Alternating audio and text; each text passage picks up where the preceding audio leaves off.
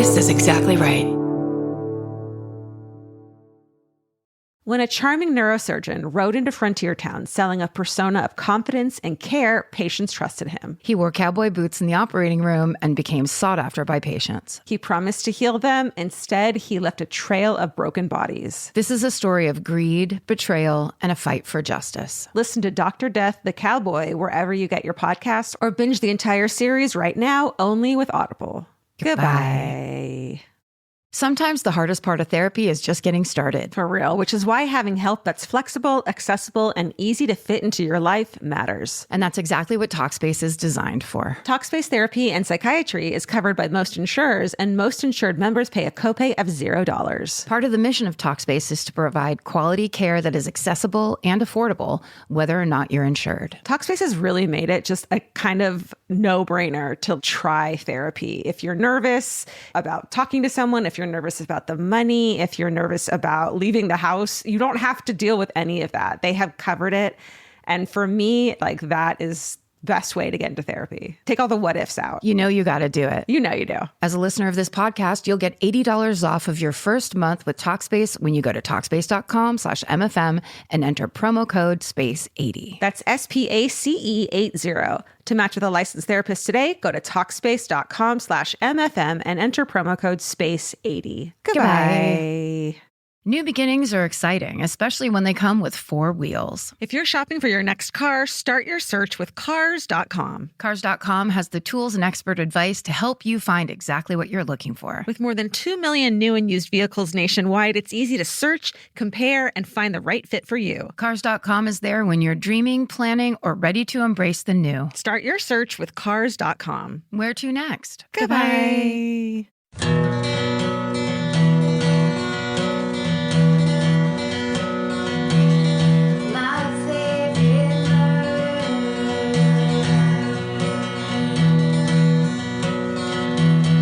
Welcome to My Favorite Murder. That's Karen Kilgariff. That's Georgia Hardstark. And this is the podcast that tells you... What? It tells you... It tells you what? Kind of the worst things you could possibly hear. Yeah. It really does just tell it right into your ear hole. It just says it right into your eardrum. Yeah, so if you're laying in bed at night trying to get something to fall asleep to, this is it. I had a dream that Tenacious D broke up. Am I wrong? That was out of the blue. Literally, a picture just passed through behind my eyes in my brain. A picture. I must have fallen asleep in front of something that informed my dreams last night. I hope they didn't. I mean, they've written 9 songs about breaking up. Yeah, so maybe that's probably what it is. I watched a weird rerun or something. Oh, you know what I was going to do? This is a new corner. Okay. Because it's not a correction, but I listened to the last week's mini-sode. And in thinking about that story of the man that was laying under the movie theater seats, because of course we, much like the women it happened to, were shocked and surprised that there was a man laying under their movie theater seats for an entire movie. Yeah. But, so we were laughing and stuff, but I did want to underline, if that ever happens, call the police immediately. Don't wait for movie theater employees to call the police. Don't wait for permission to call the police. Yeah.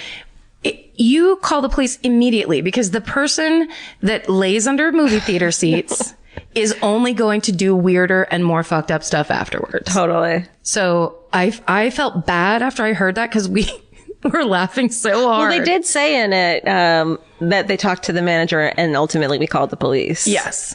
But I think they were just so shocked by it. Exactly. Yeah. As were we. Yeah. And we didn't call the police either. We didn't. I actually, on the re-listen, I called the police. I called Burbank police. I just wanted to say that, like, sometimes weird thing is not, you don't have to be touched or assaulted in any way. That deserved a police call for sure. They should have felt 100% great doing that. Definitely. Yeah. I guess, I don't know. Maybe that's too random, but I wanted to underline it. You've been thinking about it, holding it in. Now there it is. If you don't know what, like, civic order a behavior violates, you can still call the police. They'll figure it out. Weird. Yes. They'll get the book out from the shelf, the Civic Order. book. They'll pull it all down And then get into their police cruiser. Sure. And come help you. Okay, now we have to have a different corner. Okay. That it's been asked of us. Been doing and they're getting back together. They're getting back together. Oh, is that Tenacious D? Oh, I love Tenacious D. Tenacious D. Brown. No. Sorry. Okay, we have to talk about this wild, wild country corner now. Oh, fuck. Can people... Yes, watch it. Everyone. Guys, let's update a couple things. We heard about the lady's body that was found in the wall years later. Yeah. Thank you. Amazing story. Combined everything. We got a lot of tweets about it. Yep. All the way up to and including this documentary that is incredibly done. Mm-hmm. Beautifully done. Mm-hmm. Brilliantly done. Did you watch the whole thing? No. No. Me neither. Can I tell you? You didn't finish it? Can I tell you something? You don't like it. I find it kind of boring. Why do I hate everything? You always say that when it's the thing I love. I know. Do you think it's because you think you need to do point counterpoint? No. If I love it, you have to find something wrong with it. When did I know your opinion of it? Well, because I already did it as a story. So. Yeah, but I thought your story was interesting. Listen, I do think Sheila, though. My Aunt Sheila. I could just listen to her talk for hours. She did say one thing. That was a joke. That one? You know what she said to someone? And I was watching it last night, trying so hard. I watched episode 1, and Vince and I were both like, wow, this is so boring. And then someone else was like, it gets better. So I was like, okay, I'll jump to episode 3. So I go to episode 3. And it's still boring. But she does say to someone in a news report that, well, what do you say to the people who blah, blah, blah? And she goes, tough titties. And I was just like, wow, that's who I want to be. I mean, she really is kind of a great villain. I don't know. I like a lady that's just like bound and determined. Yeah. I just want it to be about, I guess I don't totally understand what the cult is about. All they're doing is fighting people, but without any, not fighting for they were fighting for, he was really into, sex. Yeah. And there was a bunch of sex stuff. And then there was, there were kind of Buddhist concepts, basically, where it's love yourself and love your fellow man. But carry an AK-47 around with you everywhere you go. I mean, because they started getting. Yeah. It was just it was a cult. Why would any spiritual leader have? Was it 37 Rolls Royces? I think 37 is the right number. But that was his goal and dream, and then they made that happen for him.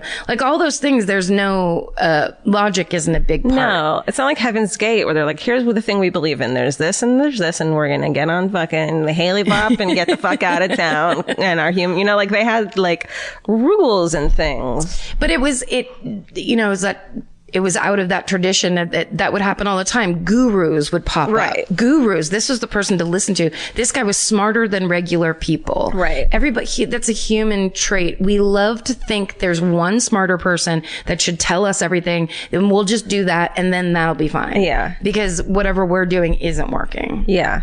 And that's a great concept that's completely fucking full of shit. Because no one knows anything. Also, some people don't look good in maroon.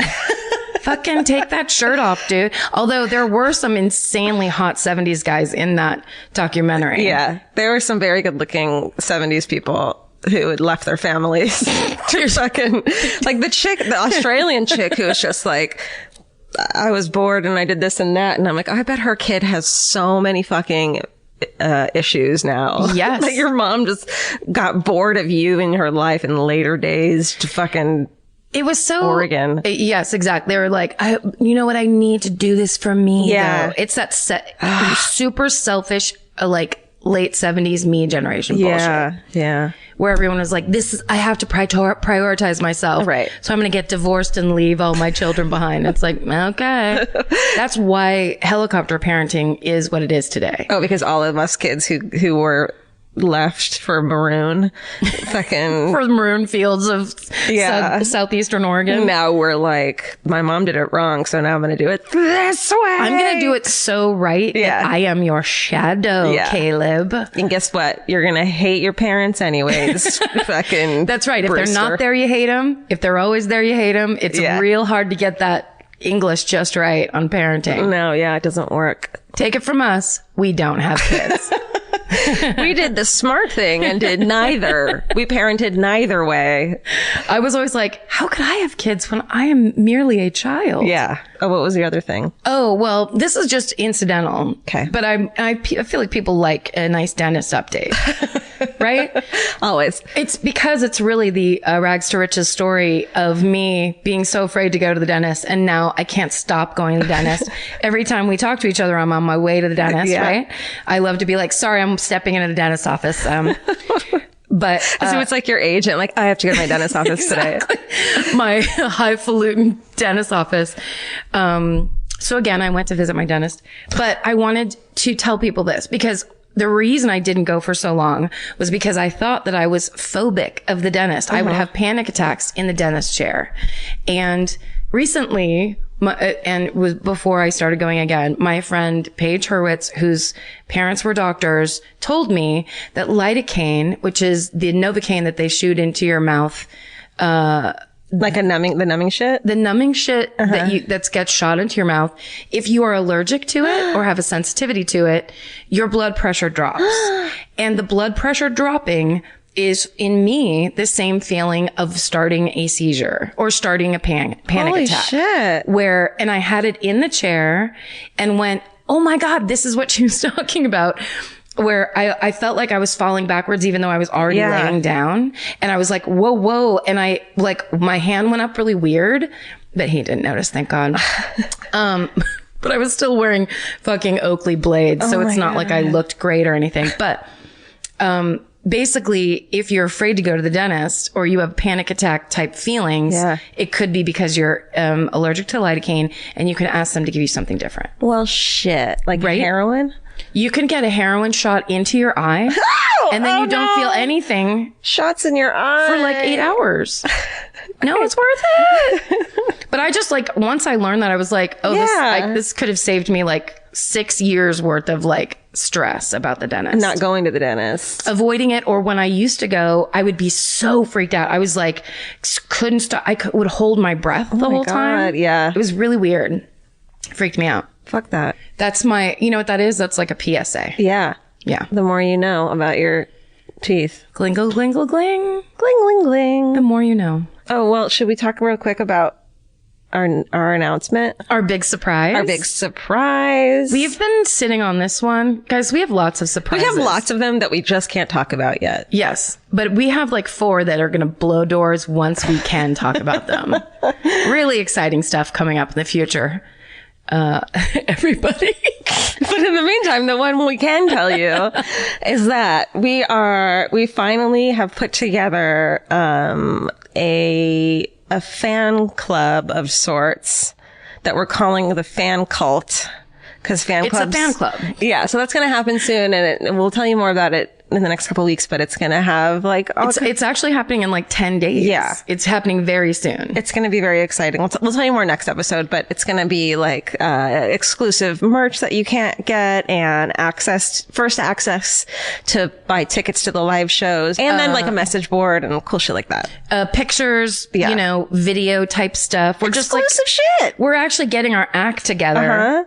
And putting a thing together for you so that if you care to have some next level interaction with this podcast, we're going to give you some stuff. Yeah, there's going to be a live video feed at Karen's dentist appointments.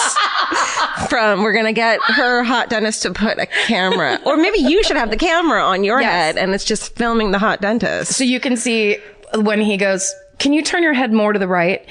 I'm constantly trying to turn away and close my mouth. So he's constantly trying to tell me to open my mouth more and turn my head so that I'm not basically turning my back on the appointment. Well, they'll know that soon. It's exciting when stuff. and then I'll have a live feed I'll have a forehead camera on my forehead for when I take naps. Perfect. So you can just see Mimi sitting next to me sleeping. It'll be great. This is show business, people. This is what you look for in entertainment. There's going to be a Steven cam, a mustache cam on Steven. It's a tiny camera like in Honey, I Shrunk the Kids that travels through Steven's mustache. It has adventures. That's right. It takes weeks and weeks. There's a creek. It meets new people. That's right. There's goblins. Yep. There's cats. Teeny tiny miniature cats. Oh, we have to talk about what the person that drew the cartoon when we said that Steven's inception was he just grew out of the carpet.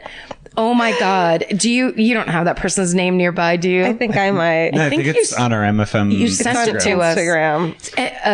A very talented person whose name we're about to say. Hold on to your butts, everyone. You get who it's a race. Steven and George are both looking at their Dylan the phones. girl.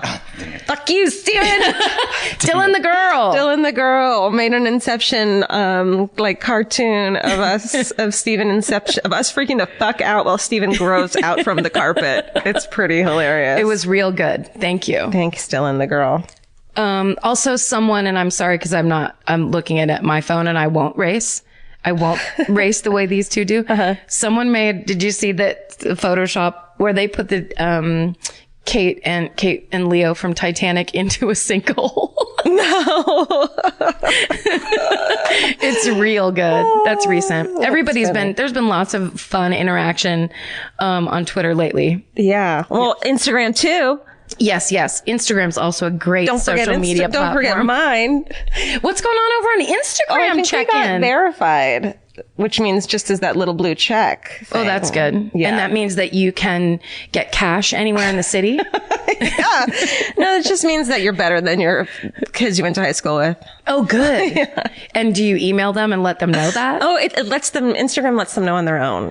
Sends everyone you went to high school with a notification. Great. And then it also sends everybody your social security number. Right. Because that's the new thing. Right. Well, you don't need your social security number. You're a higher being who doesn't require government stuff. You're no longer defined by that number. Exactly. So it's like, here, you can have it if you want it now. Like, it's up for grabs. I just, in my mind, had to tell myself 3 times not to say my own social security number. I'm not kidding. Isn't it like standing at the edge of a cliff and being like, don't fall forward. Don't fall forward. Do not do it. Don't blurt out your social security number right now.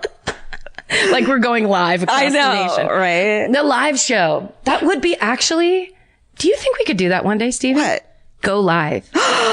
You're crazy. No, I'm not. I mean, we could do like a Facebook Live or even through the new fan page probably. Fan page live. That wasn't fake. I swear to God. I think that would be hilarious and really fun. Then also on the fan cult, there's going to be a Facebook Live. We're going to do once a week. Shut the fuck up. No, we're not. We're going to come to you every morning from 5 a.m. Steven, can you edit this part just so we have it so we can play it to Karen every time she's like, who the fuck made this decision to do this? When I'm laying on my couch, like, I'm not coming to that. Yeah. George is like, no. This was yours. all your idea. Yours. You did this. You did this. You took the camera out of Steven's mustache and put it directly on us live. That's what you wanted. Come on, everybody. I do think it would be cool if we could have a hotline.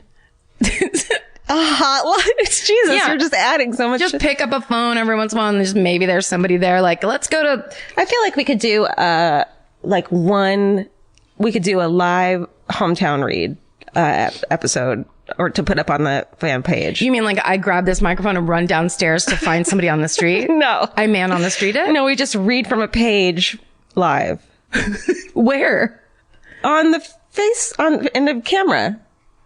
Listen, I'm going to get this together and I'm going to make it. I'm going to make sense. Bring it to me and make me see it with you. I see it here. I just don't have the hair. You're not coming out here. I did not. Someone said they wanted to play Words with Friends with me, and I said that I think that they were being mean because you just want to win. That was attack? A little bit. That was an attack on you. Because you know you're going to win. You took them asking to play a game with you as an insult? Yes. Yes, How they dare did. I can't, even when I used to play Yahtzee with friends or with buddies. Sure. But I hated the idea. Every once in a while I'd play with a person I didn't know, just whoever was on there. Yeah. And it creeped me out so much. Stranger. I don't like that idea. It's creepy. You're not supposed to talk to strangers, especially with Yahtzee words. No. Spelling your words with Yahtzee. No. Don't Yahtzee with strangers. Don't Yachts with strangers? No. What was that supposed to be? Don't talk to strangers. Don't yachts to strangers. Yeah, no. You know what I mean? No. Take it out. Do not. This is why we don't go live. Guys, Steven, this is going to be the one you don't have to edit. Yeah. Watch this. Watch this. Here we go. We start practicing now. Yeah. No more edits. Yeah. Can't even imagine. Shit. Well, we do it live on at live shows all the time. That is true. And we just knock those out of the park every single time. Whew. When there's a baby in the audience. Oh my God. You guys, there was a baby in the audience at the LA show. It was a noise that we heard. We stopped. We looked around. Was it like you a or me? It was like, me, I think that was like, I think we both at the same time kind of went, is that a baby? And then just someone raised a baby up over their head. Lion King style. Totally Lion King style. And it was just this cute little, oops, I just hit Mimi in the face. Oh. I'm sorry. Lion King style. And this baby was just staring at us. And you and I then just both lost our minds trying to get the baby to smile at us in the most obnoxious way in front of 2,700 people. You'll hear it. And when then we the post baby was, LA Live. yeah, it was quiet the rest of the time. Chilled out. Chilled out. Cool. That was a chill baby. But it was weird and crazy and creepy so to, funny. say the F word in front of that. Probably, I would guess, 8-month-old baby. Yeah. Oh, guys, this is stuff that's happened to us that you weren't there for. That's a new corner called You Weren't There. This podcast is brought to you by Squarespace. Every successful small business starts with someone saying, I wonder if people would actually buy this. Squarespace gives you everything you need to find out. From consultations to events and experiences, you can showcase your skills with a customizable website designed to attract clients and grow your business. With Squarespace's collection of cutting-edge design tools, anyone can build a beautiful, professional online presence that perfectly fits their brand or business. Get paid on time with professional invoices and online payments. Plus, streamline your workflow with built-in appointment scheduling and email marketing tools. Head to squarespace.com/murder for a free trial. And when you're ready to launch, use offer code MURDER to save 10% off your first purchase of a website or domain. Goodbye. You know your favorite summer clothes by what actually makes it into your suitcase. Find the outfits you'll wear all season long at Quince. Quince's 100% European linen pants, dresses, and tops are the pieces you'll reach for all summer long. They're lightweight, effortless to style, and they start at just $32. Their denim is soft and comfortable, and their organic cotton sweaters are perfect for layering when evenings get cold. Quince's beautiful 14-karat gold jewelry adds a subtle finishing touch. So I just went to Italy, and you bet I brought my 100% European linen scoop neck midi dress along with me in the color of floral waterfall, and I wore that thing all over Italy. It was like the perfect day to night. It just looked so pretty, and I felt like I looked sophisticated while still being comfortable. Make your summer wardrobe feel easier. Head to quince.com/MFM for free shipping and 365-day returns. Go to QUINCE.com/MFM for free shipping and 365-day returns. Quince.com/MFM. Goodbye. Every piece of furniture you own has a story. Sometimes it's an heirloom, and sometimes it came with the house because it was too heavy to move. If you're ready to start a new chapter with your home decor, there's Article. Article makes it effortless to create a stylish, long-lasting home at an unbeatable price. They take great care in curating their collection, focusing on pieces that stand the test of time. We've talked about Article for a long time. There are pieces in that catalog that are so affordable that are room changers. And if you go through there and there's like a little something you don't even realize you need it until you see how they have stuff set up or what style combinations that they're doing, where they do the boho chic, there's mid-century, it's a little bit modern, it's something new. Like there's so many choices in there, and it's not going to break the bank. As someone who's interested in tons of different styles and time periods, Article covers them all in one place. I love that. I know I've mentioned already how much I love my entryway table, but I swear to God, because the path that it's on, I pass it 4 times a day. And I love it more every time. Article is offering our listeners $50 off your first purchase of $100 or more. To claim, visit article.com/murder, and the discount will be automatically applied at checkout. That's article.com/murder for $50 off your first purchase of $100 or more. Goodbye. Who goes first this week? Karen Kilgareth. Also, the Alienist is now over, and I would just like to say to everybody involved, great fucking job. I watched every episode twice. Nice. That means Georgia thought it was boring. No, but I can't. I'm gonna binge watch it. I'm gonna make myself sick, and I'm gonna binge watch it. Do it 100% because outfits are amazing. I want to be able to talk to you about it. God damn it! I'll talk to you. Okay. I won't stop talking to you because of this. Dakota Fanning rules it. The whole idea of it. At one point in the last episode, she walked up to tell the police chief something. She's like the first woman to work in the New York Police Department. I don't think it's based on a true, real person, although I could be wrong. But she walks up and she is wearing like culottes. It looks like it's supposed to be pants. It's supposed to be like a long dress. But then you see that it's actually pants. It's the coolest thing that's very subtle. Yeah. And I was like, that fucking costume department nailed it hard. That'd be a fun costume department to work in, probably, huh? So many vests. So many vests. Highest shoulders you've ever seen. Insane shoulders. Woo! So much crazy. Like, it was a fascinating. Yeah. Well, the rest of us will watch it, and then we'll talk to you about it. And then we'll all gather up. We'll meet back here live. We'll do a special live. It'll be great. Meet us live here. Yeah. We're doing this. We're fucking going fully Regis and Kelly on this. I swear to God. I'm in. I mean, it's going to be a disaster, but I love a disaster. Listen, Betty White started her career by doing morning television in LA, and they used to do morning television for 5 hours. Holy shit. So they'd go on the air, whatever, at 6 a.m. and then go off the air at like, and whatever plus whatever 5 that is. Somewhere around 2? I don't know. I don't know. That's all. That's what you get with live shit. So, this is all you. Now, it's interesting that you started talking about the LA live show because, and hopefully, well, I made a mistake at the live show in Los Angeles. As we talked about, I was nervous. But I had planned up until right before that I was going to do the Hillside Stranglers. Yeah. And yeah, you made a big mistake. And then I changed my mind because I was like, it's so awful. Awful and dense. And the details is very dense. The details, whatever. So I switched it, talked about an awesome woman. You'll hear when you do it, whatever. But I actually told the audience I was going to do it and changed my mind. Why I would do that, I have that's like one of the great rules of performance. You don't tell people what you're not gonna fucking do and give them the opportunity to be like, oh, I wish you had done that. You told them you weren't going to do the Hillside Strangler, and then instead you were going to do some woman that they'd never heard of. And it was just like, wow. The baby was like, I'm out of here. The baby was like, I paid good fucking money. Yeah. To be alive. I mean, I was talking about like the first city editor of a newspaper. It was great. Now I'm getting defensive. Anyway, I took all my research. Hey. And now I'm doing the Hillside Stranglers. Yes. Hi. How come neither of us have done it? It's crazy. It's, you know what? I think this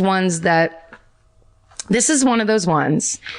The cops didn't pay attention because the first 3 victims were sex workers and runaways. It's that thing that happens in all of the common denominator in these stories is people making a snap judgment on the value of a woman's life and then deciding whether or not they deserve to have their murder prosecuted. It's like so frustrating.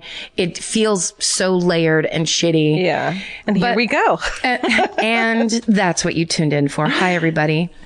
So this, from October 1977 to February 1978, the city of Los Angeles and most of Southern California was paralyzed with fear. Women were being murdered and brazenly, I wrote that, dumped in the hills of Los Angeles. many times in full view. Now that's a thing I didn't really understand until I started looking at pictures in researching for the show that I didn't do it at.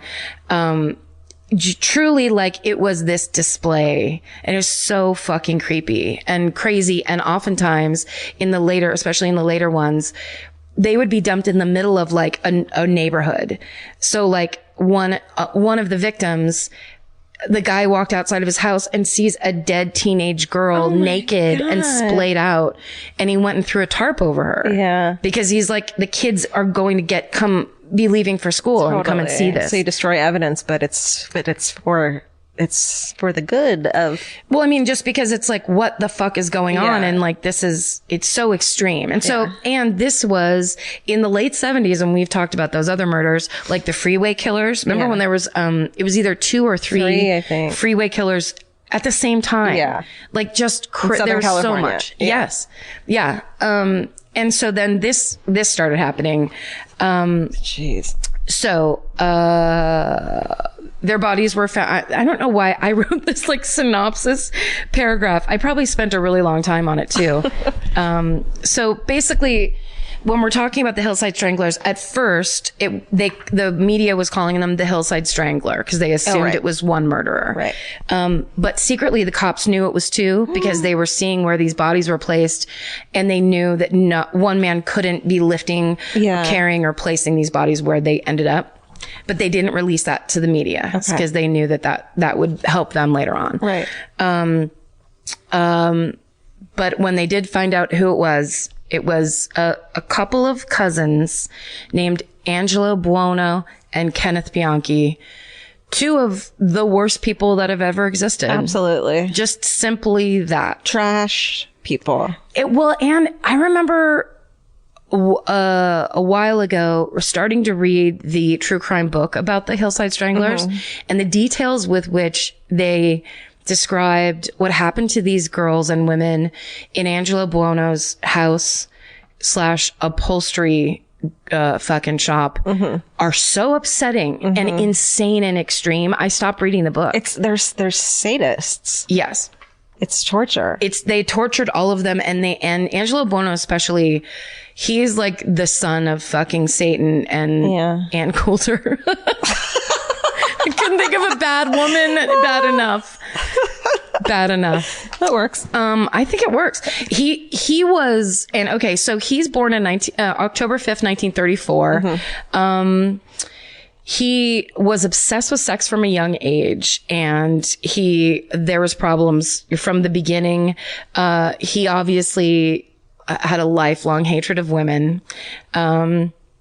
He had a criminal record by the time he was a teenager for sexual assault, doing things like pulling down a girl's underwear, bragging that he had raped women girls when he was 14. Oh my God. Like he was fucked up. When he was 17, he married his high school sweetheart. He had his high school sweetheart. Yeah. How is that? The word sweetheart. Yeah, it doesn't really. How about just the woman who's the girl who stuck around him? Well, the girl that got it's almost like, in Ricky Tikki Tavi when the snake goes up and then you're hypnotized by the eyes. I think that's what it is. Sure. It's that thing where you're like, oh my God, this swarthy Italian is paying so much attention to me. Oh, he just hit me in the face. Oh wait, now he's sorry. He wants to marry me. Yep. I would love to get married. The magazines say I should. Yeah. Okay. So he, basically he abandons his high school sweetheart after, and their unborn child. Thank God for her. Once he finds out he knocks her up. Yes, exactly. Then he marries a woman named Mary Castillo. Again, domestic violence issues. Then, not until he rapes their 2-year-old daughter does she leave him. And then she goes back to him after that. What the fuck? Then at one, she eventually finds herself, he handcuffs her and holds her at gunpoint, and then she finally leaves him. But it's like, that's why I couldn't read the book. I was just like, who are these fucking people? What the fuck? Why doesn't a big truck ever hit that guy? Seriously. I mean, it probably has. I bet there's a lot of people who have died that were those people that super deserved it. Yeah, It's like the end of The Lovely Bones when the killer just gets don't. You're right. Read The Lovely Bones though. It's fucking incredible. It's such a good book. Such an incredible book. It's such a good book. And not a bad movie. Yeah, that's a good movie. Okay, so he became a 2-year-old. It's so filthy and he's just pathological. Depraved. Yeah. So of course he becomes a car upholsterer in 1975. Sure, what else are you gonna do with your fucking stupid idiot life? I mean, think about that too. When you have to be an upholsterer, it's all that like punching and ripping. Wait, doesn't Tom Sibley's hometown was also a person that, remember, it was the guy that made patio furniture and like the weird tools and stuff? Yeah, that was like way back episodes. Yeah, the guy killed his mother. That was a crazy story, but it reminded me of the same thing. Be careful of upholsterers. Sorry, the murdering upholsterers right now are fucking. They're crying. They're fucking calling 911. This is not a thing to call 911. No. Please. Just email Steven. He loves to hear from you. Okay, so that's Angelo Buono. He's the older cousin. Okay. He's definitely the cult leader in this 2-man cult of fucking terror. I hate his guts. He's really disgusting. Okay. And when he has, like when he looks like an old fashioned, Brooklyn grocer in some of his pictures, but then he grows this fucking handlebar mustache and it's satanic. He looks like the most evil person on the planet. And he's like this. Is he the tall, skinny one? No, he's skinny, but he's smaller. Okay. Bianchi, Kenneth Bianchi, the younger cousin, was the taller one. Okay. And he was born May 22nd, 1951. He's 17 years younger. Okay. He's definitely like a sad sack follower. Yeah. So he was abandoned by his mother, who was a sex worker and an alcoholic. He gets adopted by the Bianchi family. He's troubled all his childhood, bedwetter until he was a teenager. Dude. So violent tempers, compulsive liar, and of course, because he fell off a jungle gym when he was 6, hit his head, leaving him with a head injury, frontal lobe damage, and they think that basically affected his personality. Yeah. So that's quite the combination. Is you have the sadist older cousin, and then the kind of like maybe could have been fine, right? But then bad influence. Yeah, definitely was not. And it's like influence, but also just the perfect opportunity. Yeah, exactly. There's nothing like that thing where like someone gets an idea and you shouldn't do it, but if they're into it, you're like, well then fine. I mean, it's that weird like, look, I've got this older cousin that just loves to be the devil. Okay, so he wasn't that smart, easy to influence, and he'd already had a failed marriage. He tried to go to college. He wanted to study psychology. He drops out after a semester. No shame in that, buddy. Hey, been there. Been there, done it. He also was obsessed with being a cop. Ooh. Yeah. But he was rejected because of psych tests. Ooh. He failed psych tests. And he had a girlfriend named Kelly Boyd. So he basically in 1976, beginning of 1976, he moves from Rochester, New York to LA to go live with his older cousin, Angelo. They don't have a lot of money, so they get the idea that they're going to become pimps. And the way they're going to do that is they're going to go out and they're going to kidnap a couple of runaways and basically make them be sex workers for them. So they do that. They actually find 2 teenage girls, one's named Sabra Hannon and one's named Becky Spears, and they take him back to Angelo's apartment, and they're like, this is what you have to do now. They're being pimped by those 2. Oh my God. And Becky meets a lawyer and she tells him what's happening. She tells him the situation and he helps her get out of the city. And when she goes, then Sabra then has the guts to then run away herself. Yeah. So they get away. Oh my God. So they then impersonate police officers and kidnap another runaway. They put her in the girl's bedroom. They set it up to have her be their next sex worker. And they buy a trick list from a sex worker named Deborah Noble. So this is basically a bunch of dudes' names who frequent sex workers so that they can get a hold of people directly and basically start their own pimping empire. What a fucked up time, man. Yes, super gross. Now here's the thing. So Deborah and her friend Yolanda Washington go deliver that trick list to Angelo's apartment in October of 1977. But when they go to use it, they find out it's fake. Uh-oh. So they get furious, of course. They get into their car. They go try to find Deborah Noble, and they can't find her. But then they remember, as they're driving around to find her, that when they were talking to Yolanda, that Yolanda told them that sometimes she works, because she was also a sex worker, she works on Sunset Boulevard. So they go down there to find her, and they do find her. The next night, October 18th, 1977, the body of Yolanda Washington is found on a hillside in Forest Lawn Cemetery. What? That's like right there. Uh-huh. It's, close by. Also, she's naked. She's posed in a grotesque, lewd position. She's got ligature marks, ligature marks on her wrists, strangulation marks. She'd been strangled with, rope around her neck, and they determined she was raped. She was a 20-year-old woman. Oh my God. But when the police arrive, one of the detectives on the case is Detective Frank Salerno. Oh shit. And we've talked about Frank Salerno a lot. He went on after this case. So he worked this case, and then when it was over, and 6 years later, when the Night Stalker case started, he took what he learned and from the mistakes that they made on the Hillside Strangler case, and it helped him catch the Night Stalker. Oh my God. He also was assigned to the Natalie Wood drowning. Oh shit. And there's a lot of controversy about, obviously, we all know about that, about how that report came through and how it was found to be a drowning and nothing suspicious and all that.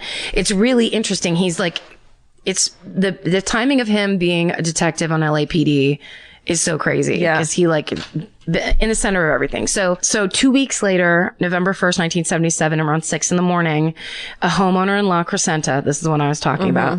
And La Crescenta is 12 miles north of Los Angeles. Don't you live there? Oh shit! Sorry, edit that out. Seems like no. No, edit that out. Steven, do you want to say where you live? I live South Pasadena. Oh. Okay. Have you ever thought of moving to La Crescenta? I think you should move to La Crescenta. I mean, I want to hear about it though. It's great. Tell us about it. It's a little kind of upper middle class neighborhood. It's nestled right into those foothills. Are they foothills or are they regular hills? I don't know. Okay. So 2 weeks later, on November 1st, 1977, around 6 a.m, a homeowner in La Crescenta, walks outside of his house and sees the dead body of a 15-year-old girl laying on the hillside across the street from his home. So he goes and covers her body with a tarp because all these kids are about to leave their house to go to school. And soon they identify the victim as 15-year-old Judy Miller. She was a runaway, sometimes sex worker in Hollywood. And she also has ligature marks on her wrists, her neck, and her ankles. And so now they know she's bound and, she was murdered somewhere else and bound somewhere else. And then dumped in this a second location. And this is Detective Salerno. When he is looking at Judy's body, he notices a piece of light colored fluff on her eyelid and he pulls it and saves it for evidence later. God. And this was I think before really intense forensic testing, but he was this must be a clue. And that kind of detective work that he did on this is the reason they eventually were able to make the case once they found them. Okay. Judy was last seen alive October 31st, 1977. She was talking to a man in a large two-tone sedan on Sunset Boulevard. Eventually, what everyone finds out is that's the car that Angelo and Ken Bianchi used to drive around in, oftentimes telling people they were undercover cops or detectives. And they would basically go drive up and down the strip and arrest girls saying they're bringing them in for solicitation. Oh my God. Handcuff them, get them into the back of the car, and then kidnap them and take them to Angelo's house. Ew. Yeah. So they're getting these people that they're going willingly because they think they're in trouble. Yeah. So they tell Judy that she's being arrested for solicitation. They take her back to the upholstery shop. She's raped, tortured, sodomized, and strangled. 5 days later, on November 6, 1977, another naked body with the same ligature marks is found on Chevy Chase Drive near a country club in Glendale. Oh my God. Mm-hmm. I think I know that country club. It's on that weird turn. Chevy Chase and what? Oh, yeah. It's like in Glendale. Yeah. I mean, I don't know exactly where. So the night before, Elisa Caston she's a 21-year-old waitress at Health Fair Restaurant on Hollywood and Vine. Mm-hmm. She leaves work at 9. She's driving home. She gets pulled over by 2 plainclothes police officers. No such thing, guys. Right? They handcuff her, tell her that she needs to be taken in for questioning. And then, the next morning, her naked body is found. There's evidence of rape. But she is found on the other side of a tall guardrail. Mm-hmm. And that's when police first observe. They're like, there's no way one guy, cause based on like the size of her body, they're like, one person couldn't have just lifted this over easily. Yeah. And that's when they were like, pretty sure that it was a 2-man killing team. Wow. So the next thing that happened, which is fascinating, 24-year-old Catherine Laurie Baker, who is the daughter of character actor Peter Lorre. Oh my God. With the big eyes. Yeah. Who was in the movie M. If you've never seen the movie M, it's really amazing. And he plays a serial killer in it. It's a great fucking old movie. And he's a really famous character actor. Like, there's a bunch of old, like, those old Bugs Bunny cartoons that would have, remember when they would do episodes where there would be caricatures of, like, old famous people? So it was like Clark Gable and Lauren Bacall. Yeah. Peter Lorre is in those cartoons. He's the guy with the really big eyes that kind of is like, oh, he always anyway. Love him. So, they fucking try to pull the "we're fake cops, show us your ID, you're arrested" scam on Catherine Laurie Baker. But when she pulls out her ID, like she's looking through her wallet, they see a picture of her sitting on Peter Lorre's lap. They see that her name is Catherine Laurie Baker. She says, "Yeah, that's my dad." And they let her go because they're big fans of Peter Lorre. The fuck up. Yeah. And later on, she was interviewed, and she told the interviewer that when she was talking to them, there was nothing about them that was scary. Yeah. She said it was a casual conversation that she got no bad vibes off of them whatsoever, which creeped me out really bad when I read that. On November 10th, they find another body in Franklin Canyon, north of Beverly Hills. It's, she's identified as Jill Barcombe. She's a 19-year-old. She had just moved to LA from New York City. She had been a sex worker in New York City, but she'd moved to Hollywood, and her body showed the same ligature and strangulation marks. She'd also been raped.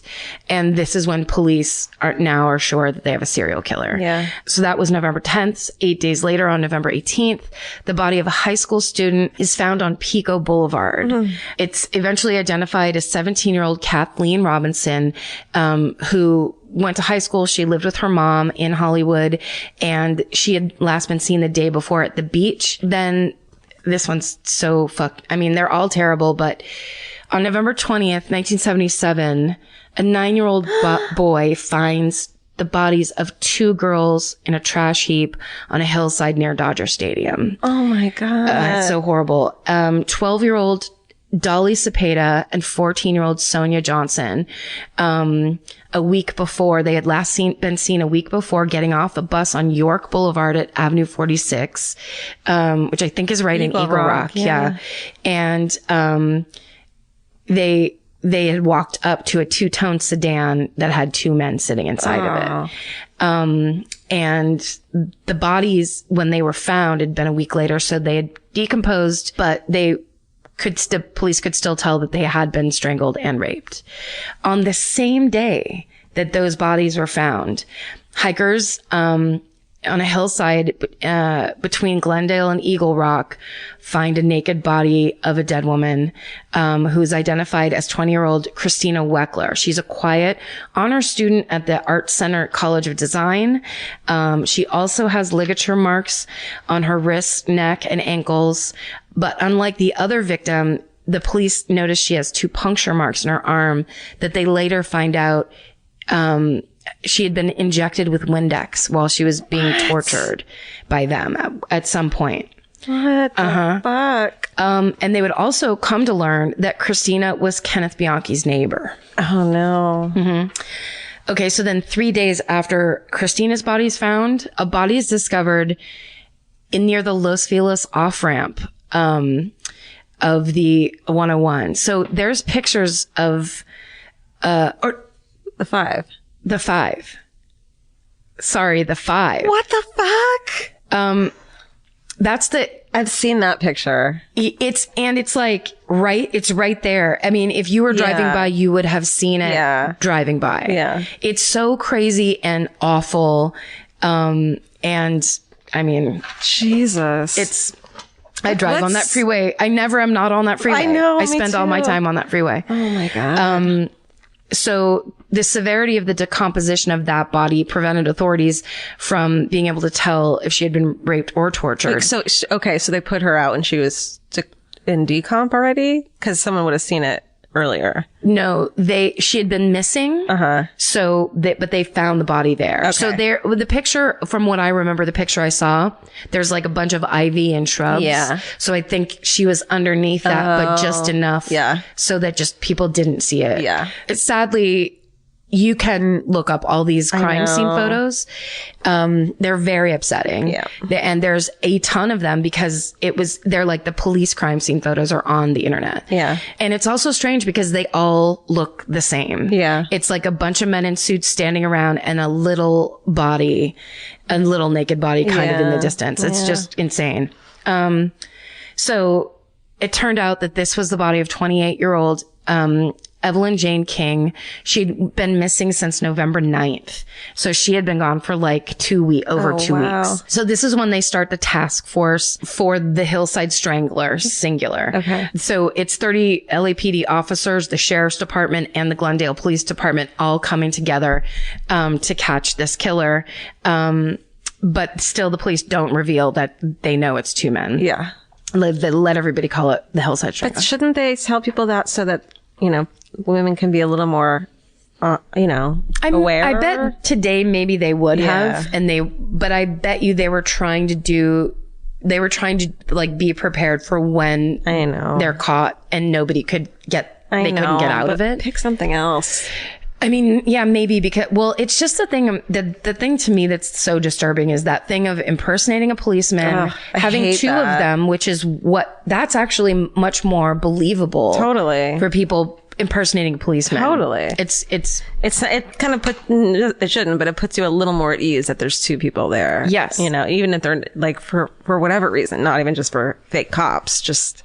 Right. But the fake cop thing pisses me off so much. It's so unfair. That and when someone accidentally like rear ends you, quote unquote, accidentally, and then you have to get out of your car and that's such fucking dirty tricks. I hate it so much. It's really awful. And also it's just such a strange thing to think back then there were only payphones.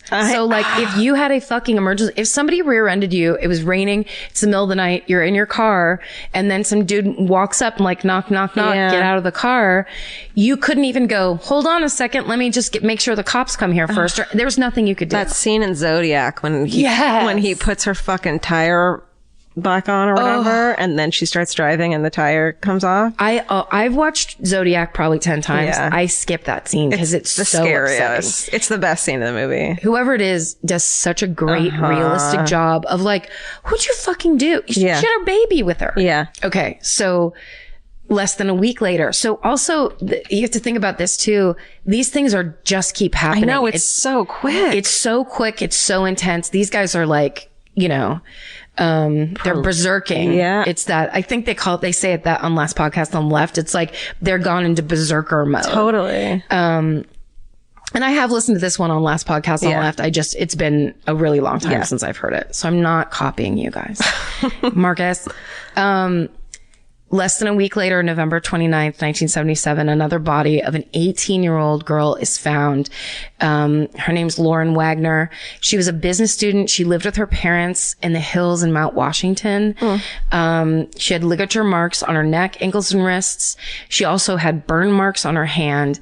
The police knew immediately she'd been tortured. And then morning after her body was found, her parents found her car parked across the street from their house with the door ajar. So they go knocking on the neighbors' doors to find out if anybody saw anything. Yeah. And the woman who lived in the house, where the car was parked, told them that she had seen Lauren's abduction.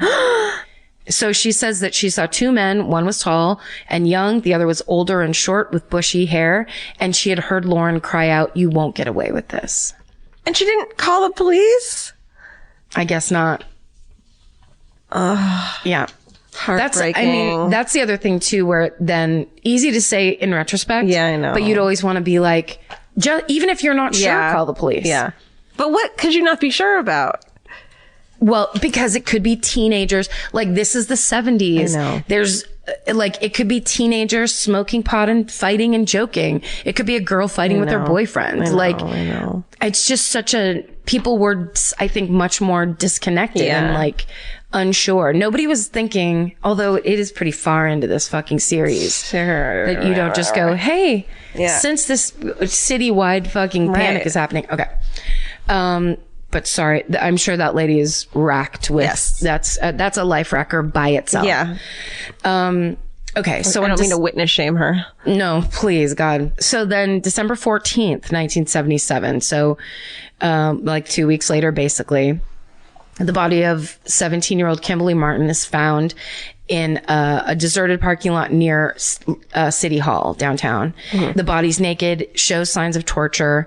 The police discover Kimberly was a sex worker who had recently signed up with an escort agency so she wouldn't be getting Johns off the street because of the Hillside Strangler. Oh, honey. And they called her agency and she was the woman dispatched. Just like they called the agency? The cousins called the agency. And what the fuck? And got her and then tortured her and killed her. Oh man, I can only picture her being like, fuck, man. She is being careful. She's actually is aware and taking measures to do something about it. When they go to the apartment that she had been dispatched to, the address, it's empty. It had been broken into. The final victim was found in Los Angeles on February 17th, 1978. So it basically a 2-month. That's it? Rest period. Oh, yeah. Okay. 2 month. That's the longest it's been so far. Okay. A helicopter pilot spots an abandoned orange Datsun on the Angeles Crest Highway. And when police go and investigate, the body of 23-year-old Cindy Hudspeth, a part-time waitress and student, is found in the trunk. She has the ligature marks. She's been raped and tortured. And then her body was stuffed in the trunk of the car. And then the car was pushed off the cliff. And she was also a neighbor of Christina Weckler, an earlier victim, and therefore a neighbor of Kenneth Bianchi. But nobody actually looked into that any further. And pretty soon after, the Hillside Strangler Task Force was disbanded. I know. Because they thought it was slowing down or stopping. And I'm sure financially, that's always the thing they say. Yeah. Around the same time, February 1978, Kelly Boyd, who is the girlfriend of Kenneth Bianchi, the two of them have a son, and by they have a son in February, and by March she's like, I'm leaving you, I'm going to move back in with my parents up in Washington State. I don't like you're going out all the time and you're never here, you don't help me, and so I'm leaving you. And he tries to get back together with her, and she basically says after 3 months, she's like, fine, but you have to move up here with me. Kenneth Bianchi moves to Bellingham, Washington, and basically thinks he's going to like put all that behind him and start a new life. He gets a job as a security guard. He earns the trust of his employers. He's trying to be a family man, and it doesn't work. So he has the murderous urges still. He basically lures on January 11th, 1979. So he's, been up there for like less than a year. He lures two women, 22-year-old Karen Mandek and 27-year-old Diane Wilder, to an empty house under the guise of giving them jobs as house sitters. And he rapes and murders both of them. Oh my God. And then he fucking goes home that night. His girlfriend Kelly later says, it was just a regular night. He came home. He asked me about the baby. We watched television and we called it a night. What the fuck? But he was so clearly, Angela was the brains of a team. Yeah. Because Kenneth Bianchi was arrested for these two murders the next day. Oh my God. It was like they tracked it directly back to him immediately. So when he's arrested, and this is kind of the famous thing about Kenneth Bianchi, you can see all of these interview tapes online, and it is so fucking ridiculously stupid. He tries to plead insanity, and he tries to claim that he has dissociative identity disorder and multiple personalities, basically. Oh, Jesus. And that it wasn't him that committed those murders, it was his other personality. Right. So basically, he gets interviewed by a psychologist, and then displays these personalities. The first personality is Ken. He's the nice guy. And then eventually Steve comes out. God. And Steven is the murderer. He puts on a big fake mustache. No, he actually already had a very Steven-like mustache. Oh, shit. I'm just saying, something to consider, Steven. So a bunch of psychologists watch these tapes. A famous one named Dr. Martin Orne. They watch these tapes and they're just like, he's 100% faking. Yeah. Like there's no question. So he agrees.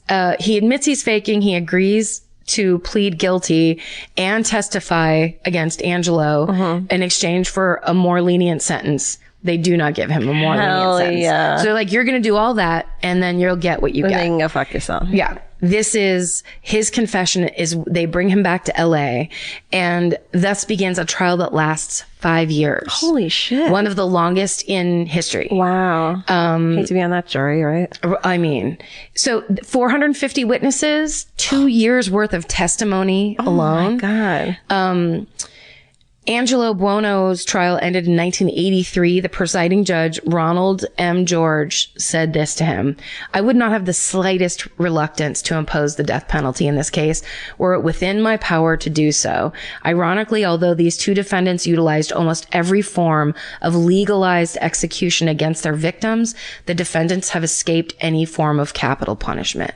But the jury brought back multiple life sentences because they didn't want them to escape by just being killed. Yeah. They wanted them to go to jail and suffer. Oh, wow. Yeah. Kenneth Bianchi was given 2 life sentences and he's still serving them out. I was going to say one of them out, both of them out, in the Washington State Penitentiary. Angelo Buono died of a heart attack in 2002, where I believe they gave him 9 back-to-back life sentences. And this is just an interesting tidbit.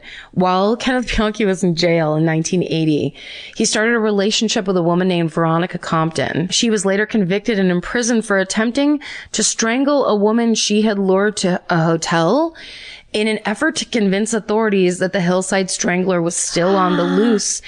Bianchi had given her semen that she smuggled out of jail to plant at the scene. Who's semen? To make it look like somebody else's, right? To make it look like it was the work of the Hillside Strangler. Oh my God. Yeah. And so she tried to kill somebody to prove for her jailbird boyfriend. What a psychopath. Yeah. And so what happened? They got caught. She was convicted of doing that. Did she kill someone or did they? And she was in prison. No, attempted. Attempted, okay. Yeah. No, she got caught. What the fuck, people? I mean, there's that. I thought went on so long, but like I have barely scratched the surface of the crazy fucking shit. You definitely, if you want to hear the good stuff, I 100% recommend that you listen to last podcast on the left series of the Hillside Stranglers. You guys, please make good choices. Just make the basics of good choices in life. Like don't pull over for the police? No, like don't date a dude who's a murderer in prison, and then don't take a cup of semen from him and try to murder someone and plant it. Don't do that. If somebody can't make good plans, that's not even a good 3-step plan of like, we're going to do this. It's going to have this definite effect. Yeah. Like there's so many variables in that plan alone. Yeah. And also, why would you, unless you're just a killer in waiting. Yeah. Why would you agree to kill somebody just to try to get your boyfriend out of jail? Totally. I mean, I guess you love him so much? No. He's not even your high school sweetheart. He's not your real sweetheart if he's asking you to murder. He's not your sweetheart. He's disqualified from the Sweethearts Club. Yeah. Don't fall for it. Call 911. One of the sloppier presentations I've ever given. No, that was great. What are you talking about? Because there's so much detail in it. You can do part 2. Nah, I've done what I can. Thank you. That was great. Thank you. Thank you for informing me. It's my pleasure. It's what I like to do. Yeah. While the world watches the stars at the FIFA World Cup this summer, Hyundai has its eyes on the next generation of talent. The future soccer stars who are already turning heads at age 14. Making plays that end up on everyone's feed, scoring from angles that don't make sense, rewriting record books that barely had time to gather dust. Because next doesn't wait for an invitation, and Hyundai doesn't either. Hyundai has always moved the future within reach. Hyundai did it by making advanced safety standard on every vehicle. Hyundai did it by engineering EVs with ultra-fast charging capability. And Hyundai continues doing it every day. From robotics that change how people live to young athletes changing the game, the future isn't some far-off concept. It's already here. Next starts now. Hyundai, an official partner of FIFA. Goodbye.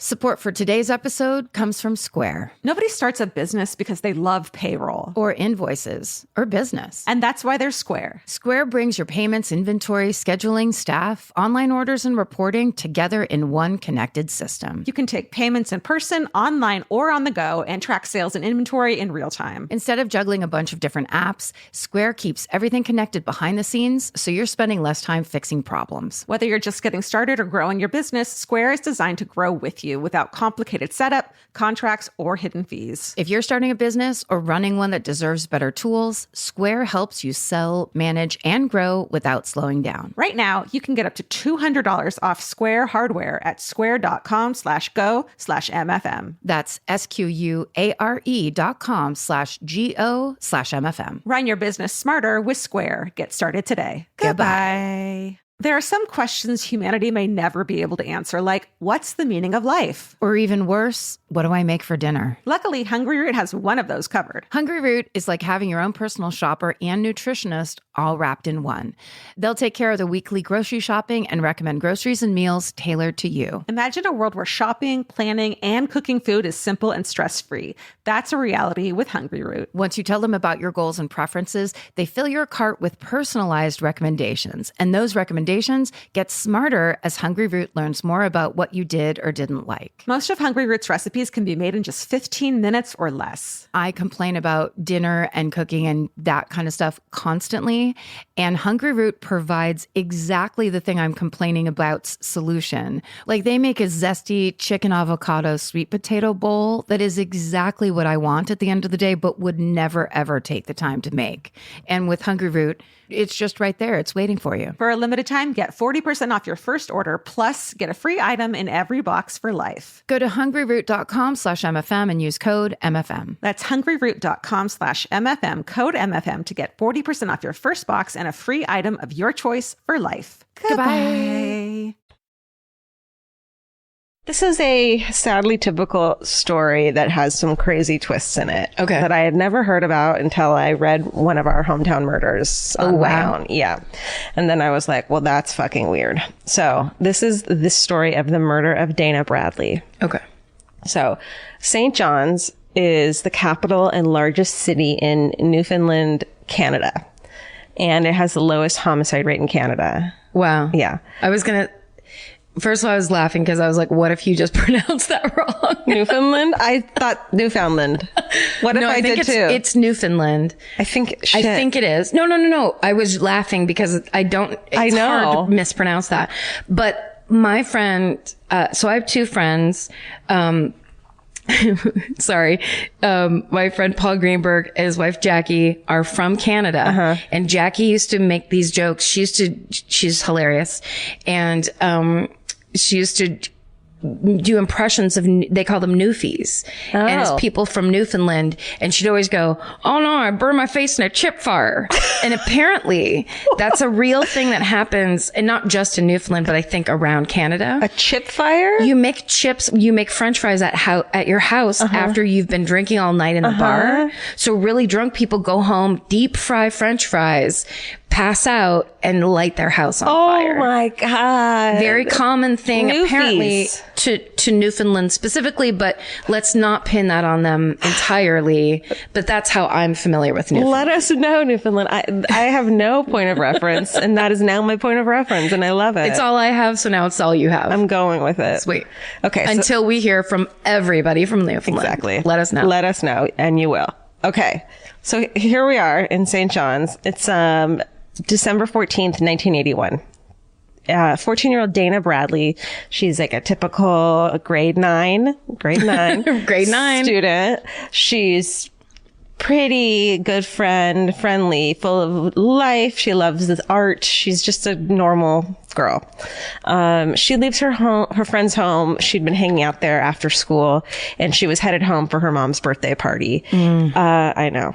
And she goes towards the bus stop, which is a few minutes away from her friend's house. It's on Topsail Road. It's one of the busier roads in town. And she was going to take the bus home. But it's possible she either missed the bus or just didn't feel like waiting for it, because two brothers who were taking a break from selling Christmas trees on the road, they're hanging out in their car at Tim Hortons. Good old Tim Hortons. We've been there. We've been there in Canada. Yeah, that's right. I don't know if it's anywhere else, but I think it's lots of places. okay, great. It's around 5:20 p.m. They see a young girl hitchhiking while they're sitting in their truck. It's about 25 or 30 feet away from the road. They didn't know her, but they remember her because they remarked on how young she was to be hitchhiking. But even though hitchhiking was kind of a normal thing, especially in a small town like this back then. According to the brothers, they saw a car pull up. It was a 73 to 76 four-door Dodge Dart or Plymouth Valiant. It was beige, tan, or faded yellow with noticeable rust marks, and a male driver offered Dana a ride. She got in and they drove off, and the brothers were the last people to see Dana alive. Oh. So, because Dana had phoned home before leaving her friend's house to say she was on her way home, her parents and family were immediately like, something is going on. They filed a police report, but of course nothing can be done that night because that's how it always goes. But it's hours and days go by, and Dana is not seen or heard from, and her parents know something is wrong. She's not the type of girl who would run away. 4 days later, on December 18th, 1981, in a remote wooded area off a dirt road just outside St. John's, this couple and their kids are out looking for a Christmas tree to chop down. Oh, no. I know. And the dad spots Dana's body about 6 miles away from the road where she had been hitchhiking. Oh, okay. Dad sees the body, thinks it's a mannequin, of course. Yeah. It's not. So Dana's autopsy shows that she had died from numerous blows to the head with a blunt object and was sexually assaulted. But a weird thing is that Dana had been found fully dressed in her school clothes, even though she had been sexually assaulted, and had been laid out carefully, burial style. So like placed very neatly with her arms over her chest. And also her school books had been tucked neatly under her arm. Oh, no. Like, That's like staging. Yeah. Like almost lovingly placed her there, it seems, right?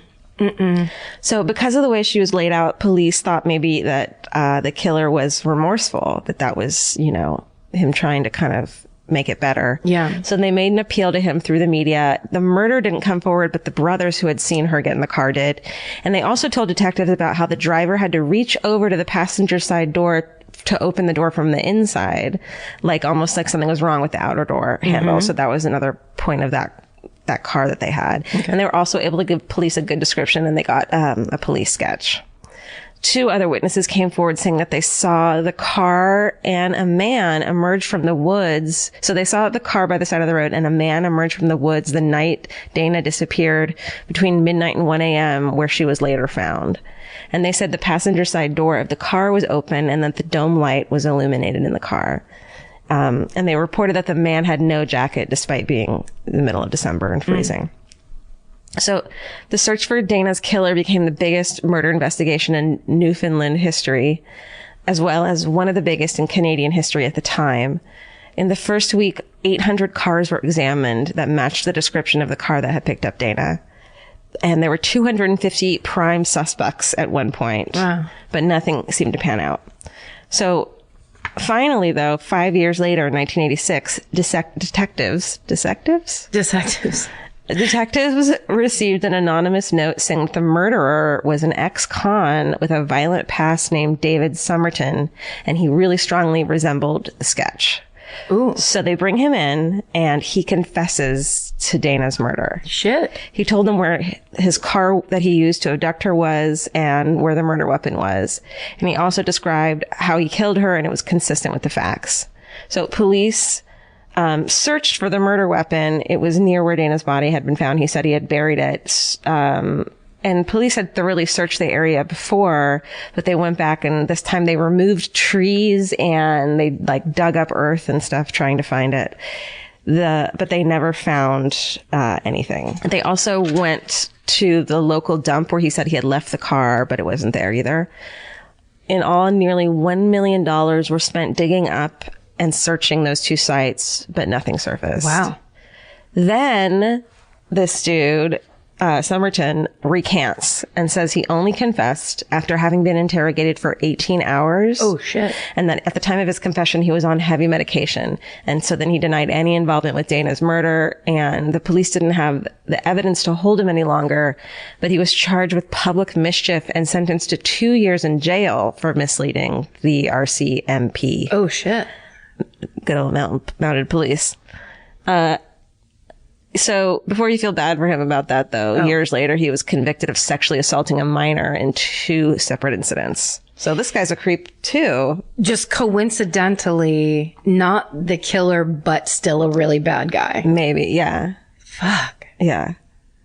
So another man was sentenced to 9 months in prison in 1982 for making cruel, harassing phone calls to the family, to Dana's family. But otherwise, the case kind of... It didn't go cold because they wouldn't let it go cold, but there was no other real clues, but they kept getting tips and stuff. The person who makes harassing phone calls to a murder victim's family who didn't do it is as bad as the killer. You are psychotic. Yeah. Disgusting. What the fuck? Yeah. But people make good decisions. Pick up that phone and actually call 911 on yourself. That's the best decision you can make in that point. I am a piece of shit.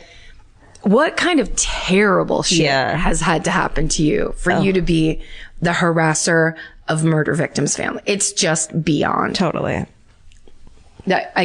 I know that's a surprising stance, but I'm fucking standing by it. But it's like, who's worse, the murderer who then makes the calls, or just some dude who fucking didn't even do it and then makes the calls? I mean, they're both bad, obviously. They're all in the shithead fraternity, right? In my opinion, absolutely. But it's just like, it's not a prank. No. I hate prank culture. I just fucking hate it. Pranks. Life is hard enough without someone pulling a fucking chair out from underneath you and videotaping it. Oh, God. Please, the biggest Lord. fear. No. That one? That the chair one? No, just being pranked. Yes. And videotaped. And videotaped while I'm pranked. That's not funny. It's just mean. Nothing's funny. Okay. Nothing's funny. All right. Let's cut to 2014. It's been 33 years since Dana was murdered. Oh, fuck. RCMP, they're contacted by a man who uses a pseudonym to protect his identity named Robert. He tells them that he witnessed Dana's murder and the events that followed. Whoa.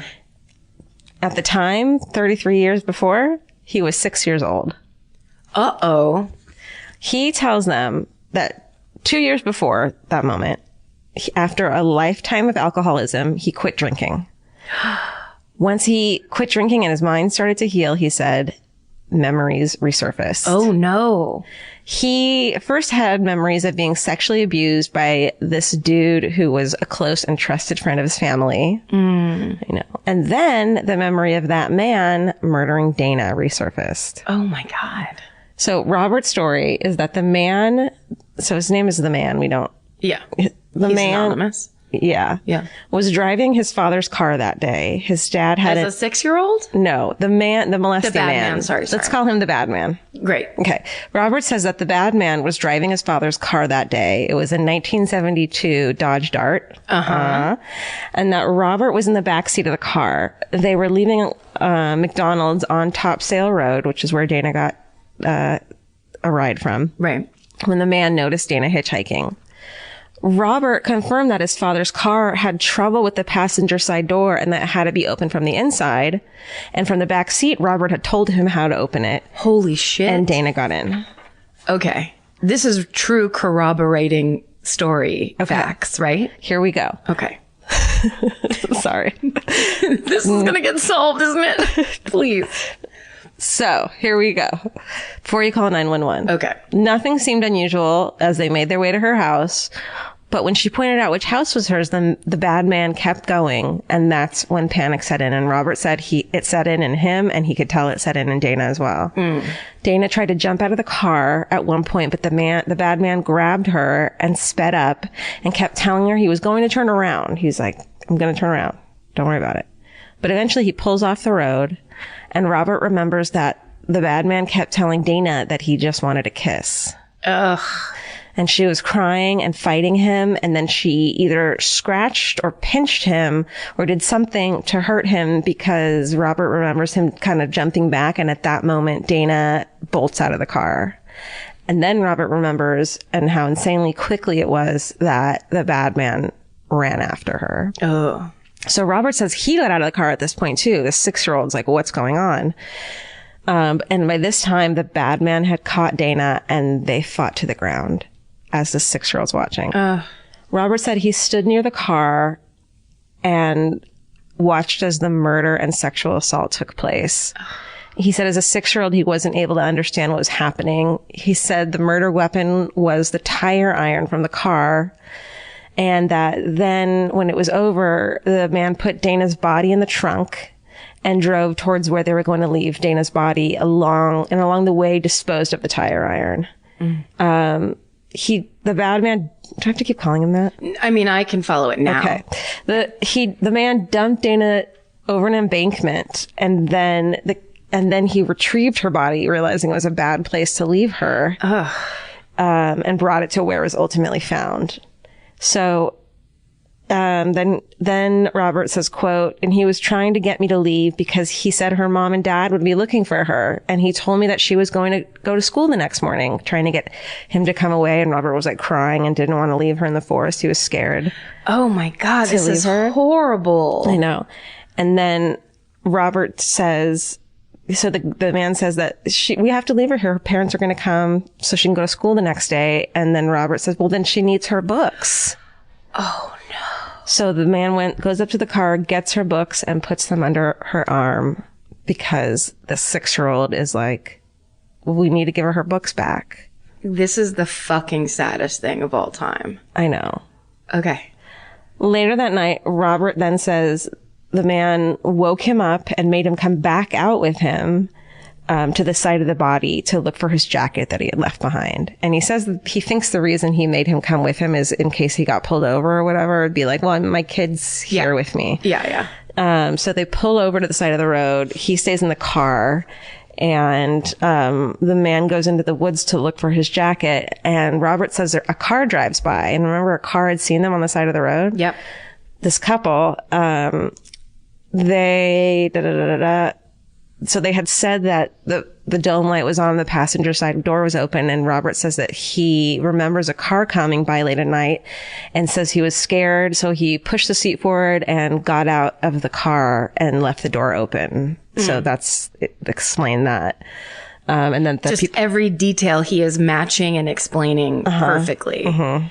God, it's horrifying, but it's also insanely satisfying. But wait. Oh, fuck. Sorry. No. Come on. Is anything ever really satisfying in this podcast? Not at all. Never.